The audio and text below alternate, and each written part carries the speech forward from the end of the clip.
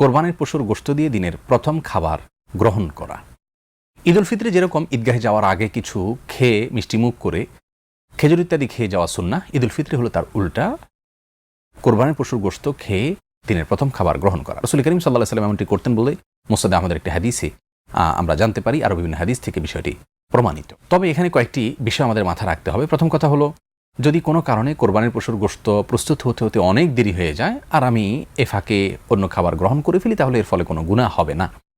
এবং নিজেকে অনেক বেশি কষ্ট দিয়ে একেবারে বিকেল পর্যন্ত বা দুপুরের পর পর্যন্ত, বিশেষ করে ডায়াবেটিসের রোগী সহ অনেকে আছেন যাদের জন্য অনেক অসুবিধার কারণ হতে পারে, তারা নিজেকে কষ্ট করে এটা করাটা জরুরি না। তবে হ্যাঁ, করতে পারলে অবশ্যই ভালো, যেহেতু রাসূল করিম সাল্লাল্লাহু আলাইহি ওয়াসাল্লামের একটি সুন্নাহ।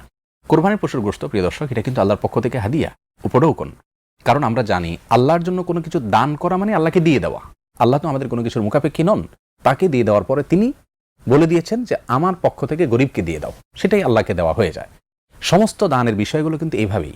শুধুমাত্র কোরবানি এবং আকিকা এগুলোর গোশত আল্লাহ সুবহানাহু ওয়া তাআলাকে আমরা দান করার পরেও আল্লাহ সুবহানাহু ওয়া তাআলা আমাদেরকে বাধ্য করছেন না আল্লাহর পক্ষ থেকে গরিবকে দিয়ে দিতে, বরং আল্লাহ আমাদেরকে খেতে দিয়েছেন। তাহলে এই গোশতটা আল্লাহর পক্ষ থেকে আমরা উপঢৌকন পেয়েছি। এজন্য কোরবানির পশুর গোশত যখন আমরা খাবো, আমাদের ভিতরে এই মুড যেন থাকে যে আমাদেরকে আল্লাহ সুবহানাহু ওয়া তাআলা হাদিয়া দিয়েছেন, খেতে দিয়েছেন, তাই আমরা খাচ্ছি। নিজে কিনে এনে খাচ্ছি, সেই গোশতটা নয়। কোরবানির গোশতটা সম্পূর্ণ ব্যতিক্রম।